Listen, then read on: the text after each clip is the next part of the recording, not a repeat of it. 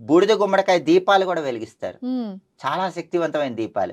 ఎదుటి వాళ్ళ ఏడుపు ఎక్కువ ఉంది, కనుదిష్టి ఉంది, శత్రు బాధలు ఉన్నాయి, ఇంట్లో బ్లాక్ మ్యాజిక్ పనిచేస్తుంది, నెగెటివ్ ఎనర్జీ ఉంది. హ్మ్. అలాంటప్పుడు ఏం చేయాలంటే గుమ్మానికి 2 వైపులా బూడిద గుమ్మడికాయ దీపాలు వెలిగించుకోవాలి. షాపులకు కూడా కనుదిష్టి ఎక్కువ ఉందనుకుంటే షాపులకి, వ్యాపార సంస్థలకు కూడా 2 వైపులా బూడిద గుమ్మడికాయ దీపాలు వెలిగించాలి. ఎలా వెలిగించాలి? గుమ్మానికి 2 వైపులా రాళ్ళ ఉప్పు పోయాలి. బూడిద గుమ్మడికాయ 2 భాగాలు చేసి లోపల విత్తనాలు తీసేసి ఆవు నెయ్యిలో తడిపిన పువ్వొత్తులు వేసి దీపాలు వెలిగించాలి. వీటిని కూష్మాండ దీపాలంటారు. హ్మ్. ఇవే బూడిద గుమ్మడికాయ దీపాలు శివాలయంలో కాలభైరవుడి దగ్గర కూడా వెలిగిస్తారు. వాటిని భైరవ దీపాలంటారు. ఓకే. శివాలయానికి వెళ్ళి కాలభైరవుడి దగ్గర వెలిగించుకోవటం వీలు కాకపోతే గుమ్మానికి 2 వైపులా మీరే వెలిగించుకోండి. హ్మ్. మంగళవారం వెలిగించండి, అమావాస్య రోజు వెలిగించండి. అద్భుత ఫలితాలు కలుగుతాయి. అసలు నెగెటివ్ ఎనర్జీ, బ్లాక్ మ్యాజిక్ మొత్తం పోతుంది. ఓకే. శత్రుబాధలు కూడా తొలగిపోతాయి.